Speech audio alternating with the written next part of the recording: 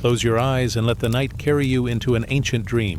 Across deserts, forests, and oceans of time, human hands have drawn symbols, lit candles and whispered prayers beneath the stars. These quiet gestures, rituals of the spirit, are threads that bind us to the mystery of the divine. Tonight, we drift through forgotten temples, sacred fires, and secret signs carved into stone. Each chapter unfolds like a soft veil, inviting you into the stillness of ancient worlds. Let the symbols guide your heart, and the rituals soothe your breathing, until sleep itself becomes a sacred offering.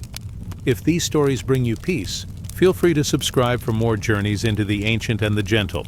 And if you'd like, share in the comments where you are listening from, so we may weave a circle of dreamers across the world. In the beginning of human memory, before temples rose and before written words appeared, there was a flame, a flicker of light in the darkness of the cave, a gentle warmth against the endless chill of night. The flame was more than fire. It was presence. It was spirit. It was the first companion of humankind in the deep silence of the world. You see it now, as though drifting into a dream, a cave carved by time, quiet and still. The walls shimmer with faint marks of hands long gone, and in the center, a circle of stone. At its heart, a small fire breathes. Orange embers glow like hidden jewels. Soft tongues of flame rise and bow again, as if in prayer. The air is hushed, heavy with smoke that curls toward the ceiling.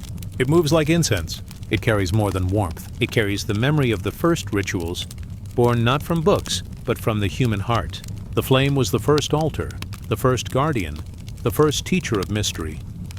In many ancient lands, fire was seen as a messenger. The Greeks told stories of Prometheus, the bringer of fire, who carried divine light down to mortals. To them, the flame was not only heat, but also knowledge, a spark of the gods shared with humankind. In the distant east, the Vedic hymns sang of Agni, the fire deity, who consumed offerings and delivered them to heaven. Agni was the bridge between earth and the unseen, turning simple grains, ghee, and wood into prayers carried upward. And in Zoroastrian temples, the sacred flame burned without end, tended day and night, for it was seen as pure truth, a reflection of the eternal. Across cultures, across centuries, the flame whispered the same truth. That light is holy, that warmth is life, that fire holds the mystery of transformation. Let yourself rest in this vision. A circle of people gathered around the ancient fire. Their faces glow, eyes half closed, shadows soft upon their cheeks. The flame flickers upon the walls, drawing shapes, turning smoke into visions. They offer food, dried herbs, or a carved piece of wood. The flame accepts gently, never taking more than it is given, and in return it gives light, warmth, and safety. The people know that fire is alive. It eats, it breathes, it dances, it sleeps. They know it can comfort, and it can also consume, so they treat it with respect. They speak softly, they feed it slowly, they never forget its sacred nature. In that glow, they feel less alone. They see each other more clearly. They whisper stories, they sing chants, they close their eyes to dream. And in the heart of the flame, they feel the presence of something greater. Fire became ritual. A candle lit before a statue, a torch carried in processions, a hearth tended by the family, always burning, never allowed to die. Each small flame was more than fuel. It was a soul. It was memory. It was prayer made visible. In Buddhist temples, thousands of butter lamps glow, their light offered for peace and compassion. In Christian churches, candles burn before the altar, small suns of hope and remembrance. In Shinto shrines, fire dances in lanterns, guiding the spirit as night falls. The flame crosses religions, crosses lands, yet it always feels the same: gentle, alive, eternal. Now picture yourself walking along a mountain path at dusk. The air is cool, scented with pine and moss. You come upon a clearing where stones form a circle, and at its center a fire has been kindled. The sky above is violet and gold, the last light of day retreating. You sit before the fire. Its warmth reaches out like kind hands resting upon your shoulders, upon your heart. You watch the flame rise. It bends and twists like a dancer, every movement graceful, every gesture alive. No two sparks are the same. Each one is born, glows for a moment, then fades softly into the night. It is like life itself, brief, beautiful, luminous. The fire crackles, and the sound is soothing.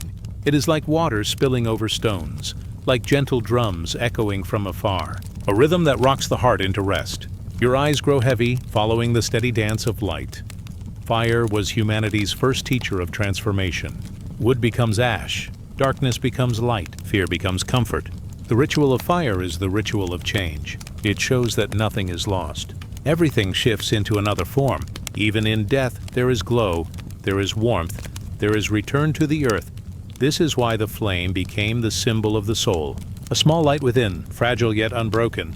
No matter how dark the night, the flame of the spirit remains. It flickers, it bends, but it does not vanish. It waits, quietly, for the breath that gives it life again.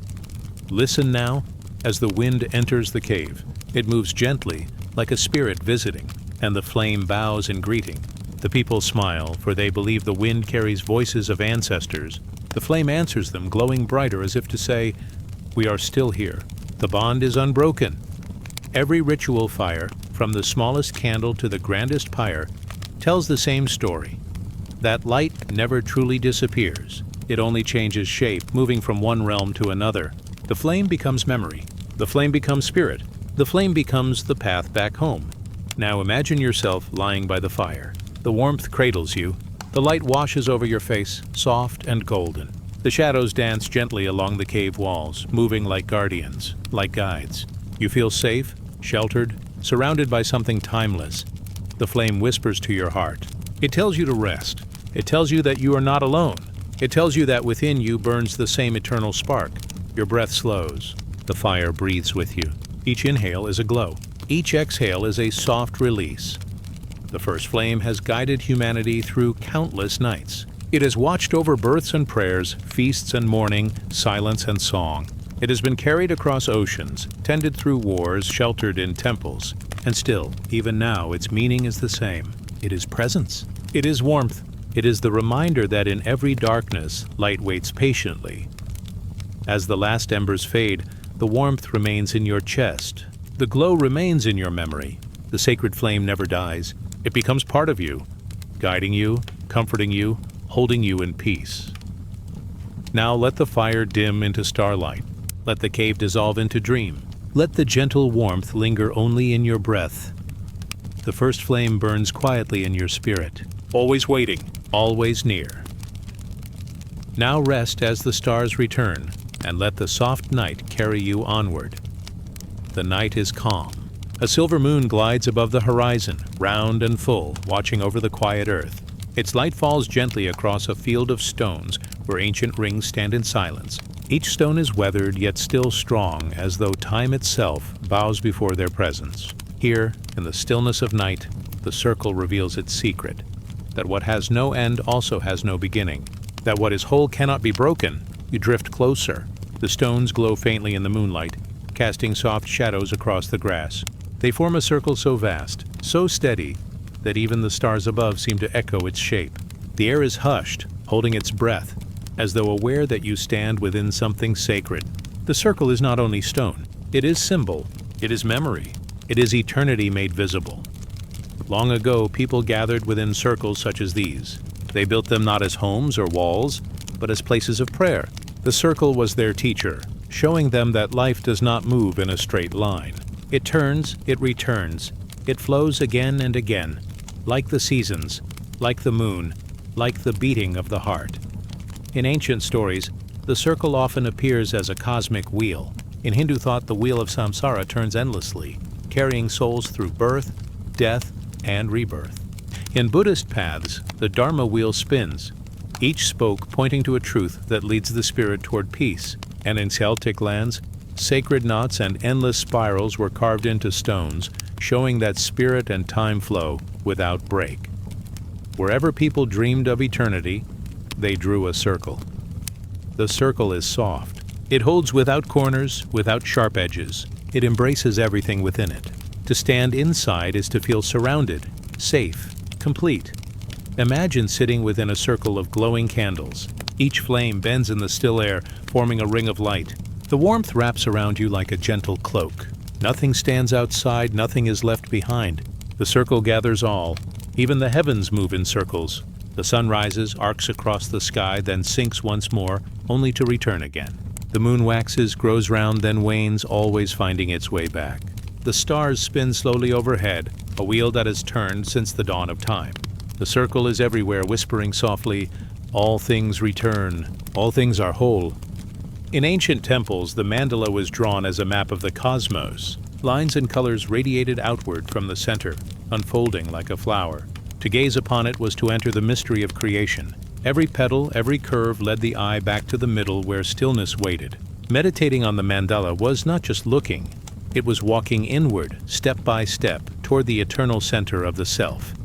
In the Americas, the medicine wheel carried similar meaning. It marked the 4 directions, the seasons, the stages of life. Birth, growth, aging, and return, each found its place upon the wheel. The circle was not an end, but a promise, that nothing is ever truly lost, that all flows back to the great center. Breathe slowly now. Feel the rhythm of your chest rising and falling. This too is a circle. Inhale, exhale, return. The heart beats in cycles. The body rests and wakes. The spirit drifts into dream and then rises again today. You are made of circles. You are part of eternity. Imagine a pool of still water beneath the moon. A stone falls and circles ripple outward. Each one spreads, fading into the next, until the water grows calm again. So it is with every action, every word, every thought. They ripple outward, touch others, and slowly return. The circle shows that nothing vanishes.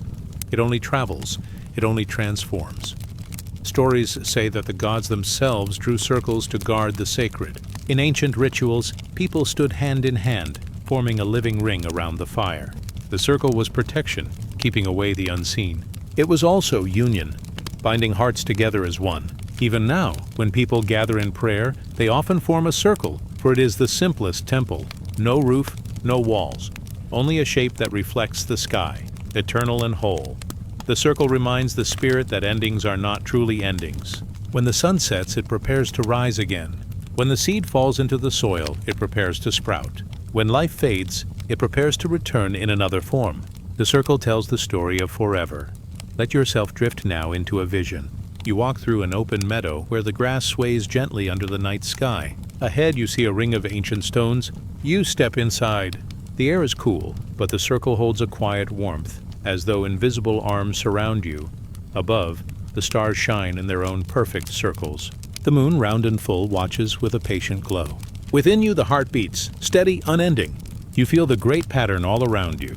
Everything is moving, yet nothing is lost. All is within the circle. You sit upon the soft earth and your eyes grow heavy. The circle cradles you, just as it has cradled countless souls before. The stones, the stars, the moon, the endless wheel, all whisper the same promise. You are part of eternity. You are safe. You are whole. As the dream deepens, the circle begins to fade into starlight. The meadow dissolves into stillness. Only the feeling remains, a sense of completion, of return, of endless rest. The circle does not close. It only turns softly, carrying you onward. Now rest as the moon drifts higher. Now breathe as the circle of night wraps gently around you. The eternal wheel continues, calm and unbroken, and you too drift within it, peaceful and whole. The night opens quietly. Soft winds move through the trees. The stars shine above, steady and calm, like lamps lit by the divine. In this stillness, you drift into a place both ancient and gentle. It is a sacred space, a pathway where countless hands have placed their gifts. Here, offerings rest, simple, humble, glowing with quiet devotion. The air is filled with the faint fragrance of herbs. Smoke rises in delicate curls, moving upward as though it remembers the sky. Fruits lie upon woven mats, their skins gleaming in the moonlight. Grain has been scattered, seeds of life return to the earth. There is no rush, no demand, only the slow rhythm of giving. Every gift carries the same silent message: gratitude, surrender, peace. Offerings have always been part of the human journey. In temples and in homes, beside rivers and within forests, people gave, not to lose but to join, not to bargain but to connect. An offering was a bridge, a whisper across the unseen. In ancient Egypt, bread and beer were placed before the gods. The food was not only nourishment but also a sign of life returned to its source. In Vedic India, fire received ghee and grains, each spark carrying prayer into the heavens. Among the Greeks, libations of wine were poured upon the ground, soaking into the soil like blessings given back to the earth. And in Japan, Rice and sake were offered to the kami, the spirits dwelling in every stream, stone, and tree. Across the world, the act was the same. To give was to pray. To release was to trust. The path of offerings was not about sacrifice alone. It was about harmony. Imagine now a small shrine deep in the forest. Its wood is worn smooth by time, its roof covered with moss. Before it, a low table holds fruits, flowers, and a bowl of clear water. Candles glow softly, their flames swaying like dancers in the night air. You stand quietly, feeling the stillness around you. There is no sound but the rustle of leaves and the faint crackle of wax. You place a simple gift upon the table. Perhaps a flower, perhaps a stone, perhaps only the gentle silence of your breath. The shrine does not ask for more. It receives with grace. The act itself becomes the prayer. In that moment, the heart loosens. It learns that giving does not empty the soul. Instead, it fills it. The path of offerings is not about losing. It is about becoming light enough to drift onward. The ancients understood that offerings mirrored the cycles of nature. The earth offers fruit, the tree offers shade, the river offers water. So too must the human spirit give back. To refuse to give would be to close the circle. But to offer even something small was to keep the circle whole. A story is told in many lands that the gods themselves do not hunger for food, but for devotion. The grain upon the altar, the incense upon the flame, the song rising in the dark. These are only vessels for something deeper.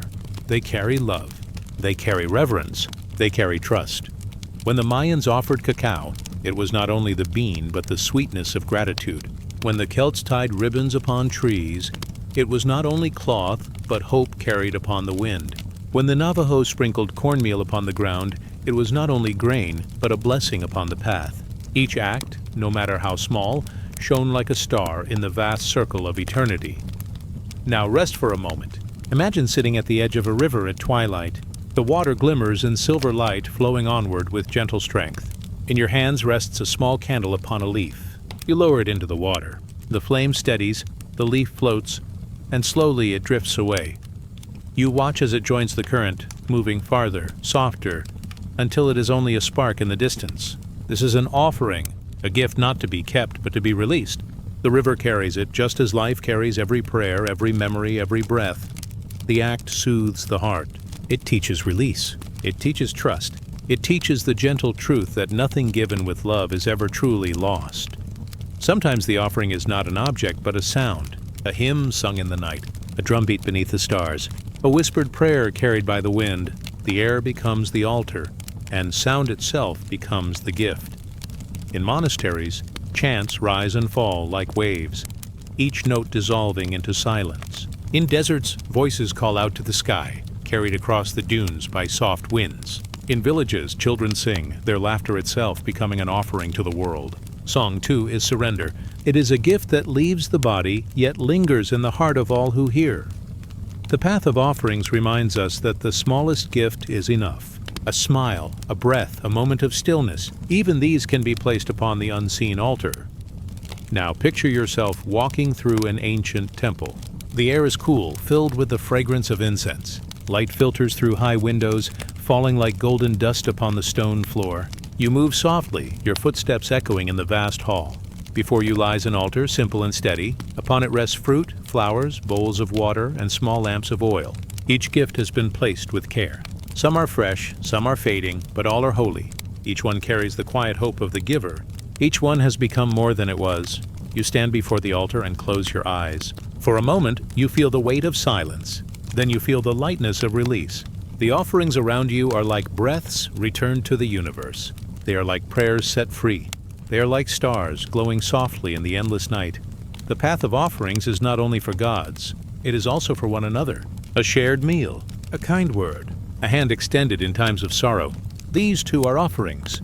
They transform the simple into the sacred. When the heart gives, it grows lighter. When the hand offers, it learns gentleness. When the spirit releases, it learns to trust the flow of life. The path of offerings leads not only outward, but inward. It opens the soul like a flower until all that remains is peace. The night deepens now. The shrine grows dim, the incense burns low, the candles flicker toward rest. But the gifts remain, glowing with invisible light. They do not vanish. They become part of the quiet air, part of the waiting earth, part of the drifting stars. You lie within this stillness, as though upon an altar of soft dreams. The heart whispers its own offering, rest. The spirit places its gift into the hands of night, surrender. The path of offerings continues, always, with every breath. To give is to join. To release is to rest. To trust is to dream. Now let us drift onward, as the last smoke fades into the sky, and the stars return to their eternal watch. The night opens with a quiet shimmer. Above, the sky stretches wide, filled with stars that gleam like silver drops of dew. Beneath, the earth rests in stillness, cool and calm, and between them, flowing endlessly, the sound of water drifts. It is soft, like a lullaby. It is steady, like a heartbeat. The waters call you closer, inviting you into their gentle embrace. You stand at the edge of a river at twilight. The surface glows with fading light, ripples moving like threads of silk. A hush falls over the land, as if even the trees lean forward to listen. The air tastes fresh, touched with the scent of rain. Here begins the path of sacred waters. They are not only rivers and seas, not only lakes and springs. They are mirrors of the soul, teachers of purity, symbols of eternal return. Since the beginning of memory, waters have been gates of blessing. In every land, they are the first altar, the first prayer. From them life arises, to them life returns. The ancients bowed before rivers, for they knew water was both gift and mystery. In the desert lands of Mesopotamia, people sang to the Tigris and Euphrates. The waters gave them fertile soil, the promise of harvest, the rhythm of seasons. Without the rivers, the land would sleep in silence. With the rivers, it awakened in green and gold. In India, the Ganges was called Mother. She was more than water. She was a goddess flowing through the world. Pilgrims stepped into her currents not only to wash their bodies, but also to cleanse their hearts. Every drop was believed to carry mercy, every wave a blessing. In Greece, fountains were thought to be born of nymphs. The spring itself was holy, guarded by spirits unseen, offering refreshment to both body and soul. And in Japan, waterfalls became places of renewal. Monks stood beneath them, letting the rushing water pour over their heads, carrying away burdens, leaving only clarity. Everywhere, water was more than substance. It was a bridge between earth and spirit, between the seen and unseen. You follow the river path, and the sound grows softer still. The banks are lined with reeds that sway in the night breeze. A heron lifts into the air, its wings slow and graceful, vanishing into the horizon. You walk with no hurry. Every step feels as though the earth is breathing beneath you. The river bends, and you come to a spring. It rises from the rocks in clear silence, bubbling gently, forming a pool that glimmers under the moon. The water looks untouched, as though it has just been born from the heart of the earth. You kneel by the edge. The surface reflects the stars above, so that sky and water become one. You touch it with your hand, and the coolness spreads through your skin like a blessing. The spring does not ask, it only gives. This is the gift of water. The ancients believed water holds memory. Every river carries stories, every sea holds the breath of ages, and every rain that falls has once been part of oceans, clouds, and streams. Nothing is ever lost. It only returns in another form. A story is told among the Celts of a holy well. Those who drank from it received wisdom, for the water carried the knowledge of trees, stones, and skies. Another tale tells of rivers in the underworld, guiding souls to their next home. The waters were not feared. They were trusted as guides. In many traditions, water marked beginnings. A newborn child was washed. A seeker was immersed. A traveler bathed before entering the temple. To touch water was to touch purity. To pass through water was to step into a new life. Now, let your mind drift to the shore of a vast sea. Waves roll in with quiet strength, then return to the deep, again and again. The tide breathes with the moon, rising, falling, never ceasing. You listen to the sound, slow, steady, endless. It feels like the heartbeat of the world. On this shore, ancient people built their shrines. They offered shells, pearls, and songs. They knew the sea could be fierce, yet they also knew it was holy. It held the mystery of birth and death, the rhythm of return. Every wave was a reminder that nothing ends. It only flows onward. The Polynesians spoke of the ocean as a pathway of spirits. When the body returned to the earth, the soul journeyed across the waters, guided by stars, toward the lands of ancestors. The ocean was not only distance, it was connection. In Nordic lands, the sea was a mirror of eternity, deep and powerful, a place where gods and humans alike sought passage. And in African stories, rivers became mothers, carrying their children safely, blessing the soil, and singing life into the air. Everywhere, waters were sacred. Everywhere, waters were trusted. You walk now beside a quiet lake. The surface lies still like polished glass. Mountains rise around it, dark against the night sky. A single star reflects upon the lake, trembling slightly with each ripple. The silence here is deep. It feels as though time itself has paused. You kneel again, cupping water in your hands, lifting it to your lips. The taste is pure, cool, alive. It carries no demand, only a gentle reminder.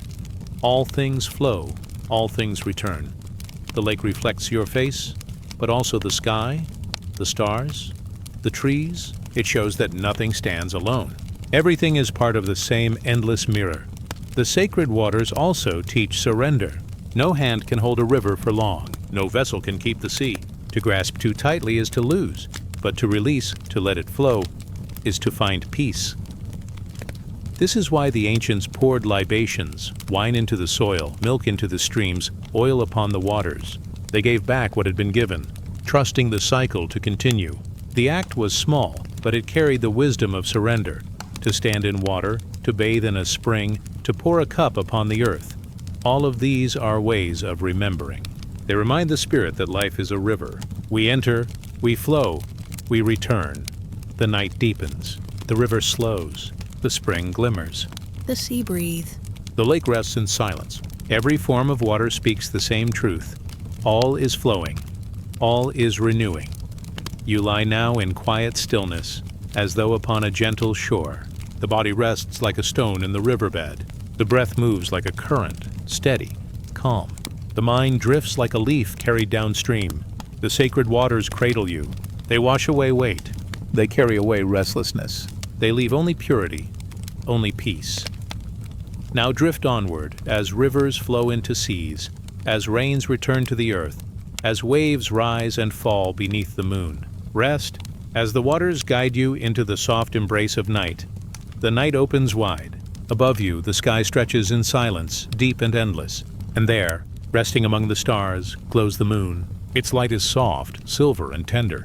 It falls across the land like a gentle veil, covering fields, rivers, and sleeping villages. You breathe slowly, as though the rhythm of your chest is guided by that quiet glow. The moon does not speak with words. It whispers through shadows and light. It changes, yet it remains. It fades, then returns. It is both constant and mysterious. In its phases, people of every age have seen guidance, have kept time, have found their prayers carried upward into the silver sky. In the ancient deserts of Babylon, the moon was called Sin. He was the father of wisdom, the measure of months. Priests lifted their eyes each night, watching the crescent swell, watching it vanish, and with each change, they marked their sacred days. The moon became a calendar written not in ink but in light. In the cool mountains of Greece, the moon was Artemis. She walked with her bow in silence, guarding forests and wild creatures. Her glow was said to protect those who traveled at night, her silver arrows keeping away shadows of harm. Hunters called to her, maidens prayed to her, and the still woods seemed filled with her presence. In the valleys of India, Chandra rode his white chariot across the heavens. He was calm, bright, serene. The poets sang of him as beauty itself, soothing both gods and mortals with his gentle face. Each month, as he waxed and waned, he carried the message that nothing stays, yet nothing is lost. All returns in its time. And in the Americas, many nations told of the moon as a grandmother, a guardian who watched over the people. She was a circle of care, steady and kind, her glow a lantern guiding the path of dreamers. Everywhere, the moon was more than stone and light. It was a companion of the spirit, a whisper of eternity. You walk now beneath its glow. A forest surrounds you, quiet and deep. The trees stand tall, their branches catching the silver light. The leaves shimmer as if brushed with frost, though the air is mild. Above, the moon drifts, patient and slow, following its ancient path. Your steps make no sound. Even the forest seems to hush as though listening. The path winds gently, and at its end you find a clearing. In the center stands a circle of stones, smooth and weathered by time. The moonlight falls perfectly upon them as though it has been waiting. Here, people once gathered to honor the moon. They raised their hands in silence. They sang in low voices, their songs carrying like mist across the fields. They lit fires that mirrored the moon above, flame answering light, earth answering sky. Every prayer was carried upward, not by words, but by trust in the glow that touched them. The moon has always carried mystery. Its phases mark the rhythm of life. The new moon, dark and hidden, reminds the spirit of quiet beginnings. The waxing crescent, thin and rising, speaks of growth, of hope taking shape. The full moon, round and radiant, is fulfillment, a circle of wholeness. And the waning moon, fading into shadow, whispers of rest, release, and return. Farmers planted by the moon's light, timing their seeds with its growth. Sailors guided their ships by its glow, the shining path across the sea leading them home. Mothers watched the moon, trusting its cycle to guide their own. Dreamers gazed upon it, finding comfort in its quiet presence. To watch the moon is to watch a mirror of the soul. It grows, it shines, it fades, it returns. And so do we. The clearing fades and you drift toward a river. Its waters are calm, reflecting the moon as though holding it within. Each ripple bends the reflection, but the moon remains. It is never lost, only shifted, only changed. You stand at the edge and look down, and it feels as though you are gazing into another world, a silver realm beneath the surface. Legends speak of the moon guiding the dead to their next home. In Egypt, the moon was Thoth, keeper of wisdom, weighing the soul with fairness. In other lands, the moon was the boat that carried spirits across the dark river, its light ensuring they would not lose their way. Always, the moon has been seen as a companion of journeys, especially those taken in silence. The night deepens, and the moon climbs higher. Shadows lengthen, but they are soft, never harsh. You lie upon a bed of moss, and the silver glow falls gently across your face. You close your eyes, but the light lingers, painting the inside of your mind with calm brightness. The moon whispers to you, though not in words. It whispers through stillness, through rhythm, through the assurance that nothing is final, that all moves in circles, that every ending is also a return. Somewhere, an owl calls. Its wings brush against the night, silent, sure. Somewhere, the river flows on, carrying the reflection of the moon upon its back. And somewhere, dreams are rising, lit softly by silver. The ancients called the moon a mirror of time. Yet it is also a mirror of peace. It does not rush, it does not demand. It simply glows, steady and quiet, watching over the world. And in its glow, the heart finds calm. You breathe with its rhythm now. Slow, gentle, endless. The moon will fade, and the moon will return. But its whispers remain, carried through memory, through ritual, through dream. Now rest beneath its silver light. Rest as the moon drifts on, carrying your thoughts into silence. Rest as the stars return, soft and steady. Let us drift onward as the whispers of the moon cradle you into sleep. Carved into temples and mountains, stones hold symbols older than words. We wander among runes, glyphs, and hidden marks etched with reverence. Night settles like a velvet cloak across the earth. The air is calm, carrying the faint hush of leaves and the patient breath of soil. Above, the sky opens wide, heavy with stars, their light falling like silver dust upon quiet valleys. And in this silence, the stones begin to tell their stories. Some stand tall, shaped into pillars and arches. Others lie scattered, softened by time and moss. Yet within each, a voice endures, a language not of spoken words, but of lines, circles, and marks. Symbols carved with care, pressed into the body of the earth itself. You walk slowly among them, as if in a dream. Your steps are gentle, echoing faintly against ancient pathways. The stones are not silent to those who listen. They hum with memory, with songs older than any living tongue. Long ago, when night was the only clock, people turned to the stones for guidance. They carved the sun's journey, the arc of the moon, the rise of the seasons. They traced stars upon stone walls, shaping constellations to guide their wanderings. The stones became calendars. They became prayers. They became voices that could endure the silence of centuries. Each mark was a seed planted in time. Each groove carried the touch of a hand that believed in meaning. Those hands are gone, yet the marks remain. The stone remembers what flesh forgets. You pause before a pillar. Its surface is weathered, rough, softened by rain and wind. Yet faintly across its face, there is a circle cut deep. Within the circle, rays reach outward like a sun. It is simple, and yet it glows with power. This was a sign of light, drawn when fire was sacred. It was a prayer for warmth, for dawn after long winter nights. Those who carved it gathered here with hope, watching the horizon. Each sunrise answered their carving, each morning was their blessing. The stone, still here, whispers their longing, and in the quiet, you hear it too. A steady reminder that hope outlives its makers. Beyond the pillar, another stone rests in shadow. It is marked with a spiral, curling inward like a shell, or outward like a breath. The spiral is endless, without beginning or end. To those who shaped it, this was the path of spirit, the circle of birth, death, and return. They believed the soul travels in widening rings, returning again and again to the center. Each turn was both departure and return. Each loop was both loss and renewal. As you gaze, the spiral seems to move softly, as if the stone itself is breathing. You feel the rhythm, the endless turning of time. A slow comfort washes over you, as if you, too, are part of this quiet circle. The path deepens, leading you toward a vast wall of rock. Here, carvings climb like vines across its face, animals with curved horns, birds in flight, hands pressed into stone, their outlines still clear. The handprints are tender, human, fragile against the strength of the mountain. They say, I was here, I lived, I touched this world. They remind you that each life, no matter how brief, leaves a mark. Not always in stone, not always in symbol, but in presence, in love, in memory.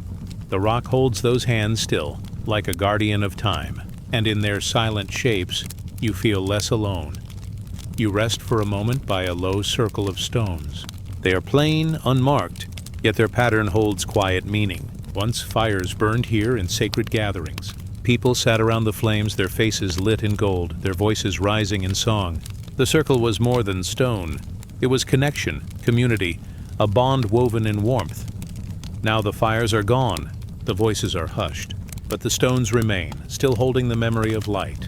And if you close your eyes, you almost hear the faint crackle of fire, the rhythm of old chants carried into the night. Farther still, among the ruins of a forgotten temple, you find carvings of water, waves flowing in steady lines, drops shaped like tears, a river winding across the wall. To those who carved it, water was spirit itself. It cleansed, it nourished, it carried souls from one shore to another. They believed rivers were bridges, guiding the living and the dead alike. Each ripple was a prayer, each wave a hymn. You stand before the carving listening. The night wind moves softly through the stones, and for a moment it sounds like flowing water. You feel the calm pull of that river, carrying burdens away, carrying hearts into rest. The deeper you walk, the older the stones become. Some are broken, their messages hidden, lost to time. Yet even broken symbols carry weight. Even fragments are sacred. A single line can suggest a story. A single mark can open a door in the imagination. The stones remind you that even when much is forgotten, something always remains. Memory does not vanish. It changes form. You stop before a towering slab. Its face is etched with runes, sharp and angular. Their shapes are unfamiliar, yet they stir something quiet inside you. These were letters before alphabets, prayers before books, songs before songs. Though their meaning is veiled, you feel their rhythm. Each line is like a heartbeat, steady and patient. The stone becomes a drum, keeping time for generations. You sense that the people who carved these symbols trusted the stone more than their voices. Voices fade. Stone remains. As the night deepens, moonlight spills across the carvings. The pale glow softens every line, filling the marks with silver. It is as if the moon herself is reading these stories aloud, whispering them back into the silence. The stones do not resist the night. They accept shadow, they accept light. They simply endure, steady and quiet, holding memory for those who pass. And as you move among them, you begin to feel as though the stones are not only speaking to you, but carrying your presence too. Every step you take, every breath is now part of their memory. You too are etched into the night. In this place, there is no rush. Time is wide, like an endless plain. The stones have waited through storms and seasons, and they wait still. They will outlast dawn. They will outlast centuries. Their patience is a lesson, that all things endure in some way. That silence holds wisdom as deep as words. That presence is its own prayer. The air grows softer now. The stars are steady. The stones grow quiet, their stories sinking into the hush of night once more. You step gently back from the carvings. You breathe in the cool air carrying the scent of earth, moss, and old fires long gone. You feel lighter, as if the weight of the past has shifted, leaving only calm. The stones have spoken. They have whispered of cycles and hope, of water and fire, of hands that lived before you. They have taught without speech and comforted without touch. Now the night calls you onward, toward deeper rest. The stones remain behind, glowing softly in the moonlight, and you drift, carried by their silence, into the gentle embrace of dreams. The stones grow still. The night deepens, and the world softens into sleep. Let us drift onward now. The stories are safe, the voices are remembered, and you may rest as the stars return, and the stones hold their quiet watch. Soft smoke drifts upward, carrying prayers to the unseen. In this chapter, we enter shrines where incense weaves a bridge between earth and sky. Twilight has deepened, the air is hushed, like a page that has been gently turned. In the distance, a temple rests, its stone walls softened by the glow of lanterns. The doors stand open, and from within, a thin thread of smoke curls outward. It drifts slow and steady, winding into the night like a dream made visible. This is the veil of incense, a bridge of fragrance rising between earth and heaven. You step closer, and the faint scent touches you. It is wood and spice, flower and resin, a blend that feels older than memory. It moves with the air, sometimes thin, sometimes thick, like mist clinging to a river. Already, your breath slows, as if the smoke itself invites you into silence. Inside the shrine, shadows bow against the walls. Candles flicker, their flames bending with each movement of air. The floor is cool, the stone beneath you holding the memory of centuries. Above, beams of dark wood stretch like guardians of time. In the center stands a bronze vessel. Within it, incense glows. Tiny sparks pulse in the ash, breathing out ribbons of smoke that spiral upward. They rise, sway, and vanish into the dim light, as if carrying hidden words beyond the ceiling, beyond the night sky. Since the earliest days, incense was more than fragrance. It was a prayer given shape. Each curl of smoke was a message released, lifted by unseen hands. People believed the gods received these rising veils, that spirits followed their paths upward. That smoke was the breath of the earth, mingling with the breath of the heavens. The air itself became sacred. What was invisible became visible. Hope could be seen climbing softly into the sky. You watch the smoke move. At times it drifts straight upward, thin and sure. At times it wavers, dancing in circles, forming shapes that vanish as quickly as they appear. Like life, it never holds still. Like spirit, it is both here and gone. The ancients believed incense smoke carried more than prayers. It carried the essence of all things offered. Herbs for healing, spices for protection, woods for strength, flowers for beauty and love. Each gift became breath. Each breath became light. In Egypt, priests burned frankincense and myrrh at dawn. They said the rising smoke welcomed the sun, greeting Ra as he began his journey across the sky. The temple filled with golden haze, so that even the stone statues seemed alive within it. The air was heavy, yet gentle, carrying warmth and devotion. In temples of India, sandalwood smoke rose with chants. It was said to clear the mind, to open the heart, to soften the air so that spirit might enter. The fragrance lingered in hair, in clothes, in the folds of robes, as if to remind worshippers that they carried the divine with them, even when they left the shrine. In China, sticks of incense were lit and placed before ancestors. Their fragrance was a bridge between the living and the departed.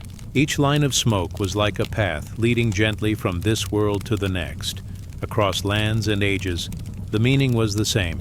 Smoke was a messenger. Soft, unseen, faithful, the vessel before you glows quietly. Ash cradles the burning sticks like a nest of embers. The fragrance deepens, sweet and woody, wrapping the shrine in softness.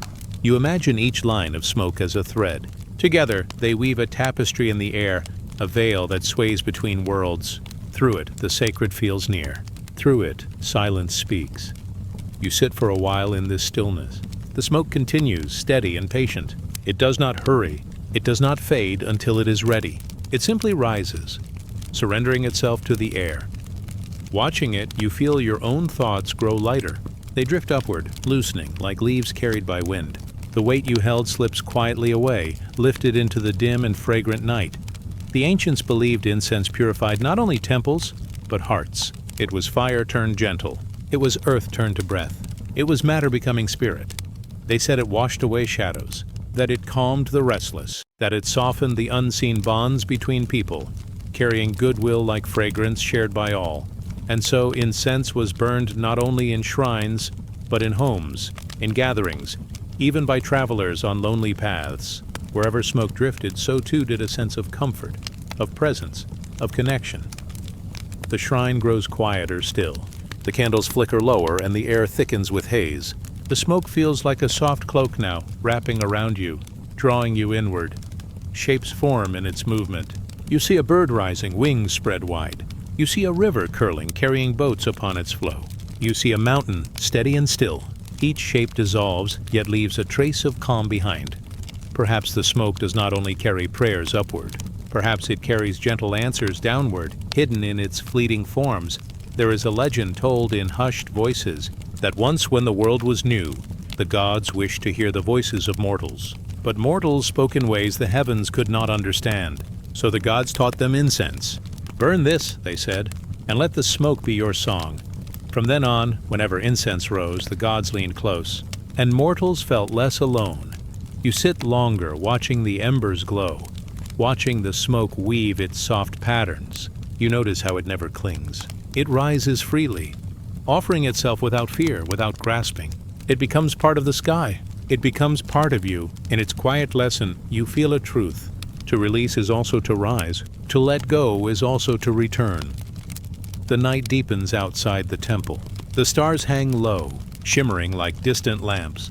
The veil of incense thins, fading into the vastness of sky. Yet its presence lingers in the air, gentle, comforting, like a dream that stays even after waking. You rise slowly. The shrine is still, the vessel still glowing faintly with warmth. The smoke continues its patient journey, each line a whisper, each whisper a prayer. As you step toward the door, you feel the cool night air brush against your skin. The incense follows, drifting outward, weaving earth and sky together in one soft breath. The world outside is calm. Trees stand quiet, their leaves resting in the still air. The moon glows softly above, watching as the last ribbons of smoke dissolve into her light. You carry the fragrance with you, within breath, within memory. It follows like a gentle companion, unseen yet near. It reminds you that connection is always present, even in silence, that prayers need no words to be heard. Now the shrine grows distant behind you. The night opens wide, tender and endless. The stars return, steady and calm, and you drift onward, carried by the veil of incense, toward dreams as soft as smoke, as endless as sky. Rest now. The prayers are lifted, the air is clear, and the night will keep its gentle watch. Cloth and thread, braided and knotted, appear in rituals across the world. From prayer shawls to protective knots, these woven signs connect body and spirit. The night is quiet. The stars above gleam like tiny stitches in a vast dark fabric. The wind moves gently, carrying a softness that feels almost like cloth brushing against the skin. In the stillness, you enter a place of weaving. It is neither temple nor home, yet it feels like both. Wooden looms rest in shadow. Bundles of colored threads lie waiting, each strand shining faintly in the lantern light.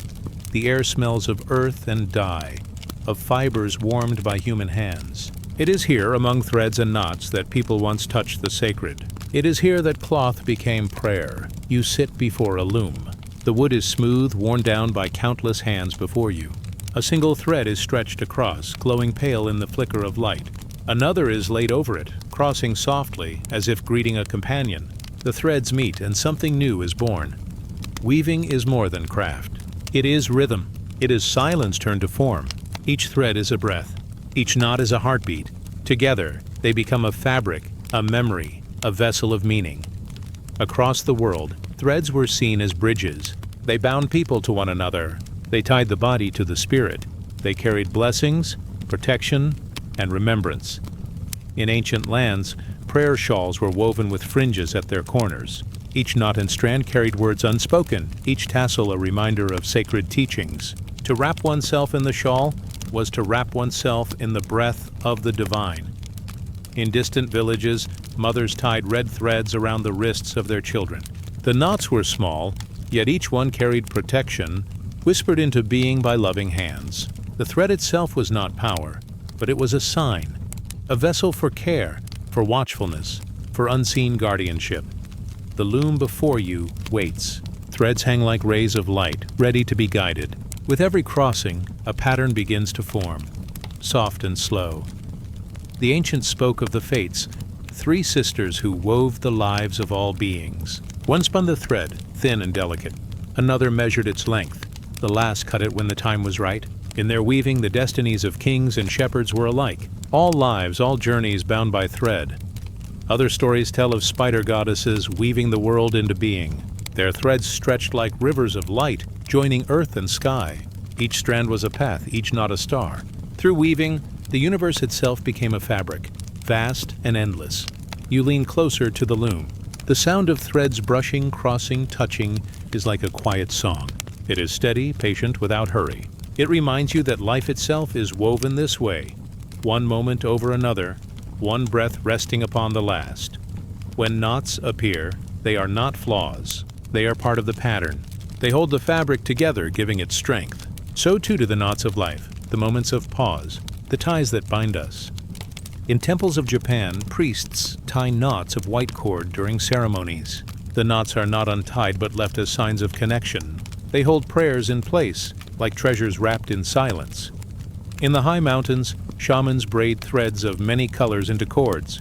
They hang them on trees, letting the wind carry the prayers tied within each strand.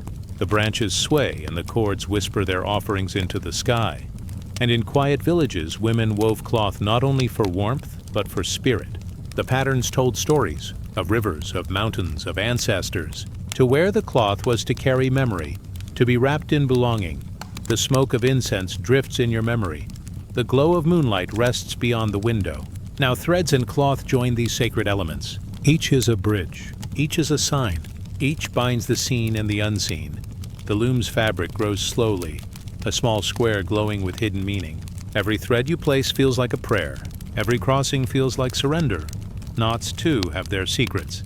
A simple knot may look small, yet in it lies a symbol of unity. Two threads meet, hold, and remain together. They do not drift apart, though each has its own path. Ancient sailors tied knots as protection against storms. Pilgrims tied knots into cords, counting prayers as they moved their fingers along. Lovers tied knots into ribbons, sealing promises made under moonlight. The knot became more than rope. It became memory. It became connection. It became a vow that even time could not unravel. You feel the threads beneath your hands, soft, warm, alive with the touch of many lives before. Cloth covers the body, but it also carries spirit. It is shelter. It is identity. It is gift, a priest's robe woven in solemn care, a bride's veil delicate and bright, a warrior's sash dyed in the colors of courage. Each garment was more than fabric. It was blessing worn upon the skin. The fabric on the loom is nearly complete. The pattern is simple, yet within it lies a quiet beauty. It holds patience. It holds devotion. It holds the rhythm of breath, woven slowly through silence. You look closely and see that no thread stands alone. Each one is held by another. Each depends on the rest. The fabric exists only because they are joined. So too with life. So too with spirit. The lanterns burn lower. The loom rests, the threads quiet. The air feels wrapped in softness, as though the very night is woven around you. You breathe, and it feels like being wrapped in a cloak of peace. You exhale, and it feels like loosening a knot of worry. The world itself seems braided with stillness, threaded with calm. The ancients were right to see sacredness in thread, for thread is like time, continuous, winding, endless. For cloth is like community, many lives woven into one. For knots are like love, holding strong, even when the winds rise. Through weaving, the invisible becomes visible. Through knots, the fleeting becomes lasting. Through cloth, the sacred is carried upon the skin. The night deepens.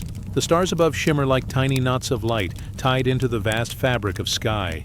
The moon glides gently, her glow like silver thread stretched across the heavens. The loom fades into shadow. The threads rest, waiting for another day. Yet their quiet wisdom lingers. It remains in the air, soft and strong, like a cloak placed gently upon your shoulders. Now let yourself drift. The fabric is complete. The knots are tied. The sacred threads remain. Let them wrap you in calm. Let them carry you toward dreams. Let them remind you that you are never alone, always woven into the great cloth of existence. Now rest, as the stars return. Now drift onward, as the night weaves its gentle embrace around you. From the Egyptian scarab to the Celtic stag, animals became living emblems of divine presence. We explore their gentle symbolism and spiritual role. The night opens like a quiet meadow. The air is cool, touched with dew. The moon hangs above, silver and calm, watching over the earth. In this stillness, the world feels ancient. Every sound is softened. The rustle of leaves, the slow step of a deer, the distant call of an owl. It is as though time itself is breathing gently. You find yourself walking in this meadow. The ground is soft beneath your feet. Shadows drift across the grass, yet none feel heavy. The night is alive yet peaceful, and soon the animals of spirit begin to appear. Long ago, people saw animals not only as companions of earth, but as messengers of the unseen.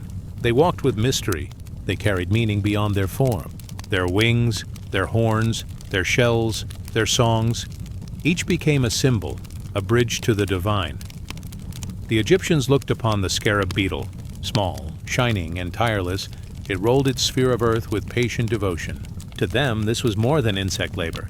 It was a mirror of the sun itself, pushed across the sky each day. The scarab became a sacred emblem of rebirth, of rising again, of cycles unbroken. Even the smallest creature, they believed, carried the strength of the eternal. The meadow shifts, and you see the scarab glowing faintly in the moonlight. Its shell gleams like dark emerald, polished by time. It moves slowly, steadily, as though nothing could disturb its path. Watching it, you feel the truth of its lesson. Life may be small, yet it carries vast meaning. The humble can embody the eternal. The fragile can reveal the divine. From far hills comes another presence, the stag. Its antlers rise like branches reaching toward the sky, each tine a crown of earth and heaven joined. Among the Celts, the stag was seen as guardian of the forest. Its strength was quiet, its wisdom deep. The stag walked between worlds, the wild and the human, the seen and the unseen. To encounter the stag was to step into mystery, to be touched by the spirit of the woodlands. Now, in the meadow of night, the stag approaches. Its eyes are calm, filled with moonlight. Its breath steams gently in the cool air. You feel no fear, only reverence. It stands as a reminder that strength need not roar. It can be silent, steady, rooted like the trees. Near the stag's hooves, another sacred animal stirs. The serpent, smooth and coiled. Across countless lands, the serpent has carried the mystery of transformation. It sheds its skin and is renewed. It disappears into earth and rises again. For some, it symbolized danger. For many, it was healing, rebirth, the endless cycle of life's renewal. In Greece, the staff of healing bore the serpent curled upon it, a mark of medicine and restoration. In temples far and wide, the serpent was honored as a keeper of deep earth wisdom. Here in the meadow, the serpent does not strike. It slides softly, its body like flowing water, calm and unhurried. Its eyes gleam, not with menace, but with age-old knowing. It moves like a line of time itself, winding, eternal, unbroken. Overhead, a shadow crosses the moon. A bird spreads its wings, wide and silent. It is the falcon, swift and piercing. In Egypt, the falcon was the eye of the god Horus, watching with clarity and light. Its flight was vision, its cry a call to the heavens, and in the still night, you feel the falcon's message. To see truly, one must rise above, not to escape the earth, but to view it with wider eyes. Vision comes in silence, in patience, in the lifting of the spirit beyond what is close. The falcon circles slowly, then it drifts into the distance, leaving only the soft memory of wings across the stars. By a stream that winds through the meadow, a new figure waits. The cow, gentle and patient, its breath warm, its eyes full of kindness. In India, the cow was honored as a mother of abundance, a giver of nourishment. Her milk sustained, her presence blessed the land. To see the cow was to be reminded of care, of giving without asking, of life's quiet generosity. Here by the stream, the cow lowers her head to drink. The sound of water, the softness of her movement brings peace to the heart. She stands not as symbol of power, but of gentleness, a strength that nurtures all things. Near the stream, a small creature glides between shadows. The fox, clever and quick. Among the Japanese, the fox, the kitsune, was a messenger of the divine. It walked between realms, a bridge between human and spirit. Its eyes glowed with mystery, its movements full of quiet grace. The fox pauses, watching you from the edge of the water. Its tail flicks, soft as a whisper. It reminds you that wisdom often hides in subtlety. That guidance comes not always with grand signs, but with quiet nudges, small turns, unseen paths. The meadow darkens, then brightens again with moonlight. You notice how each animal carries its own light. The scarab with its emerald shell, the stag with its antlered crown, the serpent with its flowing renewal, the falcon with its piercing flight, the cow with her gentle presence, the fox with its secretive gleam. Each one is different, yet each one is sacred. Each one carries a reflection of something greater. In many traditions, animals were guides. They taught without words. They reminded without commands. They lived their truth, and by living it, they became symbols. The owl, with its night vision, became wisdom. The lion, with its courage, became kingship. The dolphin, playful and kind, became harmony of water and spirit. Every culture, every land, saw the sacred within the living beings around them. The animals were never only themselves. They were mirrors. They were messages. They were threads in the great fabric of life. You return to the meadow's center. The animals gather, not as a crowd, but as a circle. Each holds its place. Each offers its presence. The night feels fuller now, yet not heavy. It feels balanced, like a great wheel turning gently in the stars. The scarab reminds of cycles, the stag of rooted strength, the serpent of renewal, the falcon of vision, the cow of gentleness, the fox of subtle wisdom. Together they are like notes of a song, separate yet harmonious, a hymn of the sacred earth. The night deepens. The animals slowly fade, not vanishing, but blending into the darkness like dreams returning to silence. The meadow remains. The moon glows steady. The stars drift quietly as though walking across the heavens. You are left with stillness. You are left with peace. You are left with the memory of sacred presence, gentle and close. Now rest as the meadow closes. Now drift as the animals return to their hidden paths. The scarab rolls its sphere beneath the sand. The stag walks into the forest. The serpent coils into the earth. The falcon disappears into the sky. The cow lies by the stream. The fox slips into the shadows. Each goes home, yet each remains within you. Each spirit, each lesson, like a quiet breath in your soul. Let their symbols cradle you. Let their presence keep you. Let their memory guide you into dream and now drift onward. Now rest as the stars return. Rhythm calls the spirit to dance and prayer. We move through rituals of drum, chant, and heartbeat, where sound becomes the pathway to trance. The night is soft, yet alive. The stars hang like quiet lanterns, steady and calm. A breeze moves across the earth, carrying the scent of wood, of earth, of smoke from fires long since faded. You drift closer to a gathering place. It is round, open beneath the sky, a circle where stones line the edges and embers glow faintly in the center. The air is hushed, yet something waits, something ancient, something steady. Then you hear it. Low, slow, a drum beat. It begins as a single pulse, one sound rising from the silence, like a heart, like a breath, not hurried, not loud, but steady. The circle listens. The earth listens. And then another drum joins, answering the first. Together they weave a rhythm, a call older than words, older than language. The drums are round, their skin stretched tight with care. Hands move upon them gently, yet with weight, each touch releasing sound that flows like ripples in a pond. The beats are not harsh. They are slow waves, lifting and falling, filling the space between stars and soil. In many lands across many ages, drums were seen as sacred. The people of Africa raised them as voices of the ancestors. Each rhythm carried memory, binding villages together, binding hearts together. The beat was not just music. It was message, prayer, life itself. Among the shamans of Siberia, the drum was a horse. Its rhythm carried the soul into other realms, guiding it through visions and dreamscapes. Each strike was a step, each pattern a path into unseen worlds. In native traditions of the Americas, the drum was the heartbeat of Mother Earth. When the people gathered and the drum began, it was said the earth itself was speaking. Every person became part of that heartbeat, joined in rhythm with the land, the sky, and the spirits beyond. The circle before you grows brighter. The flames rise a little higher. The drums grow steadier, weaving together like voices in chant. The rhythm does not rush. It carries you, like a current, like a cradle. You close your eyes and the sound surrounds you. You feel it not only in your ears but deep within your chest.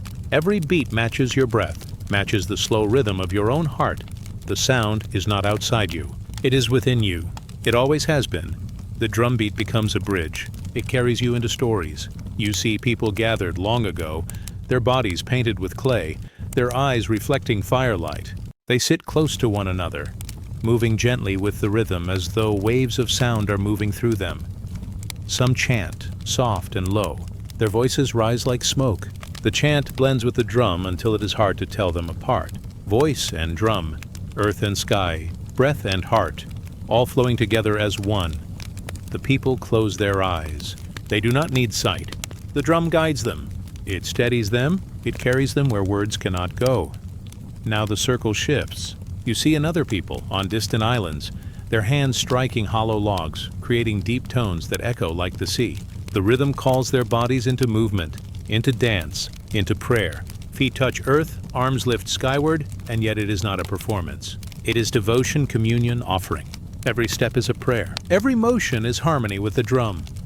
You watch as they move, not hurried, not forceful, but flowing, swaying, guided by sound as waves are guided by the tide. The circle of drums becomes the ocean itself, endless, deep, alive. In the meadow of spirit, the sound continues. You see now the drum as more than an object. It is round like the sun, round like the moon, round like the wheel of seasons. Its skin, stretched from living being, ties animal to human, earth to sky. Its circle reminds of cycles, of returns, of the endless heartbeat of existence. Each strike of the drum is not an ending. It is a beginning, again and again. The rhythm is eternal. It does not rush toward conclusion. It spirals, flows, continues, like breath, like time. The shamans said the drum could carry the soul, that in trance one could ride upon its rhythm as if upon a river. The river does not ask questions. It simply moves and you move with it. You do not resist. You do not direct. You simply allow. And the drum carries you deeper. You float, listening. The sound grows softer now, almost like distant thunder, like rain on leaves, like waves kissing the shore. It holds you. It lulls you. It soothes you. Animals, too, were said to hear the drum. In some tales, deer gathered at the edge of firelight, drawn to the sound. Birds circled above, following its steady call. Even the wind seemed to move in rhythm, as though all nature knew the language of the drum. For the drum was never only human. It was always more. It was earth speaking through skin and wood. It was sky answering with echo. It was life, reminding itself of its own heartbeat. The circle grows quieter now. The chants fade. Only one drum remains. Its sound is soft, slow, like a lullaby. It reminds you of your own heart, steady and true. It reminds you of your breath, rising and falling. It reminds you that you too are part of this circle, that your rhythm belongs to the greater rhythm of life. The fire dims. The stars shimmer gently. The drum beat slows until it is almost silence. And then, at last, it becomes silence. A silence that is not empty, but full. Full of peace. Full of stillness. Full of rest. Now drift onward. The circle of drums fades into night. The rhythm remains within you. Your breath, your heart, your beings, all moving as one. Now rest as the stars return. Now sleep as the heartbeat of the earth carries you into dream. Within caves, humans first painted symbols of mystery. We enter these dark chambers where stillness magnifies the sacred.